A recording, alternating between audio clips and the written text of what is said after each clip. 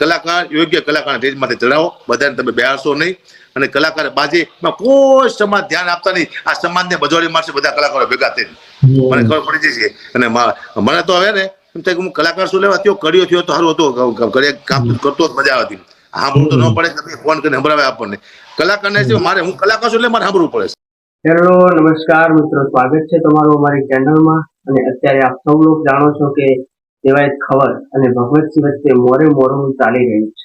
અને આ મોરે મોરો એ માટે ચાલી રહ્યું છે કે ભગવતસિંહે દેવાયત ખવરને એક પ્રોગ્રામ આપ્યો હતો, જેમાં દેવાયત ખવરે મોડી હાજરી આપતા આ વિવાદ સર્જાયો હતો.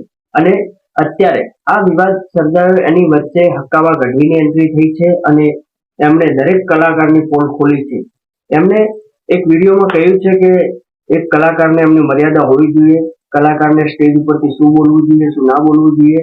અત્યારે કલાકારની એવી જે પહેલા રિસ્પેક્ટ હતી, અત્યારે એવી રિસ્પેક્ટ રહી નથી. માટે કલાકારને કેટલું મર્યાદામાં બોલવું જોઈએ, કેટલું મર્યાદામાં ના બોલવું જોઈએ. અને ડાયરા વિશે બહુ ચિંતા જતાવી છે હક્કાબા ગઢવીએ.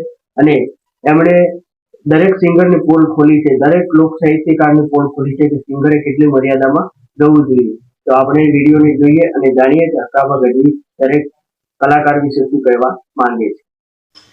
બસ અંત આવે એવું હું માનું છું. આનો અંત જરૂરી છે, કારણ કે વિવાદ તો ધીમે ધીમે વધતો જાય છે, આમાં કંઈ ફેર નહીં પડે, પણ અંત આવવો જરૂરી છે. અને કલાકારને બધાને હું વિનંતી કરું છું, હું જો તમે અત્યાર સુધી જોયું, તમે કોઈ મીડિયામાં કોઈ કલાકારનું નામ ન બોલ્યો. આ પાછા ઘરે મારા ઘરે બાજુ આવે, મારી પાસે બાજવાનો ટાઈમ નથી અત્યારે, ટાઈમ નથી. આ વાર ન લાગે, અહીંયા બાજુ આવે, મારા ઘરે આવે ગાડીઓ લઈને બાજુ આવે. આ કલાકાર તમે હજી ઓળખતા નથી, હું ઓળખું કલાકારને બરોબર. ધીમા હું કલાકારના નામ નથી લેતો આમાં, અને મારી પાસે બાજવાનો ટાઈમ નથી. હું મારું પરિવાર લઈને બેઠો છું. આ સમાજ આપણને મસ્ત પૈસા આપે છે પરિવાર ચલાવવા માટે, ચલાવો, સમાજની ઇજ્જત રાખો, સમાજની આબરૂ રાખો. બેન દીકરું સાંભળે એવું બોલો, અભદ્ર શબ્દ ન હોય, ગાયરું સ્ટેજ માટે ન હોય, સ્ટેજ માટે રામ છે, કૃષ્ણ છે, સનાતન ધર્મ છે, આવી વાતો કરો. દુનિયામાં ગુજરાતનું લોકો વાતો કરવા જોઈએ. ગુજરાતનું કલ્ચર કેવું મસ્ત છે, એના કલાકાર કેવા સારા છે. આ તો વિદેશમાં આપણી વાતો પહોંચી છે. આ તો વિદેશમાં અમેરિકા વાળા, લંડન વાળા બધા સાંભળતા છે કે ગુજરાતમાં આવું છે. જે કલાકાર અમારા પગ, જે પબ્લિક અમુક માણસો છે, અમારા ચાહકો અમારા પગ ધોવે છે, અમને પગે લાગે છે, અમારી ઇજ્જત કરે છે. અને સ્ટેજમાં તમે આવું બોલી તો અમારી વિશે શું વિચારશે?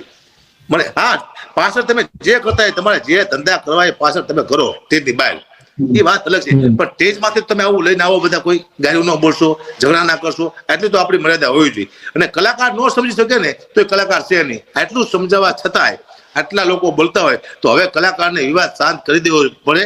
આટલી મને ખબર પડે. હવે તમે ન સમજી શકો તો પછી કલાકાર નથી. એકબીજાને બોલવાનું બંધ કરશે એટલે ઓટોમેટિક બંધ થઈ જાય છે. ન્યૂઝ આપને પણ હું કહું છું, બધા સમાજને કહો, એક ન્યૂઝ આપો કે કલાકાર યોગ્ય કલાકાર સ્ટેજમાંથી ચડાવો, બધાને તમે બેહારશો નહીં. અને કલાકાર બાજીમાં કોઈ સમાજ ધ્યાન આપતા નહીં. આ સમાજને બજોડી મારશે બધા કલાકારો ભેગા થઈને, મને ખબર પડી જશે. અને મને તો હવે ને એમ થાય કે હું કલાકાર શું લેવા થયો, કડિયો થયો તો સારું હતો, કામ કરતો મજા આવતી. સાંભળવું તો ન પડે, તમે ફોન કરીને સંભળાવે આપણને. કલાકારને મારે હું કલાકાર છું એટલે મારે સાંભળવું પડે છે, ને કે મારે સાંભળવું ન પડે. આ બધું સાંભળવું પડે છે. દુઃખ થાય છે કે અમે સંસ્કૃતિને નાશ કરવા એવું લાગે છે. છેલ્લા 10 વર્ષથી અમે કોઈ સારી વાત નથી કરી. તમે ખુદ વિચારો, 10 વર્ષથી કઈ કલાકારે સારી વાત કરી કે જેમાં કોઈ કંઈક પામીને જોયું? ભીખુદાન ગઢવી સિવાય છેલ્લે એ પછી મેં કોઈને પાસે સારી વાત ના આપી. એને સારી વાતો કરી. જે કલાકાર વહી ગયા છે એ તો વહી ગયા છે. જે છે હાલમાં એને બહુ દુઃખ થાય છે. સ્ટેજને બહુ ઊંચા લેવલમાંથી પહોંચાડ્યું હતું, અમે એને નીચે લઈ આવ્યા. આવી વાત છે ભાઈ. તો મિત્રો, આ હતું હક્કાબા ગઢવીનું કહેવું. અને એમણે ડાયરા વિશે બહુ ચિંતા જતાવી છે અને કલાકારને કેટલું મર્યાદિત બોલવું એના વિશે કહ્યું છે. અને આપ સૌ લોક સાહિત્યકારને કઈ નજરથી જુઓ છો અને આપણા ગુજરાતના ઘણા એવા સિંગરોને કઈ નજરથી જુઓ છો એ કમેન્ટમાં કહેજો. અને આવા અવનવા વિડીયો માટે અમારી ચેનલને સબસ્ક્રાઇબ કરજો. અને હા, તમારા દરેક મિત્રોને શેર કરવા વિનંતી.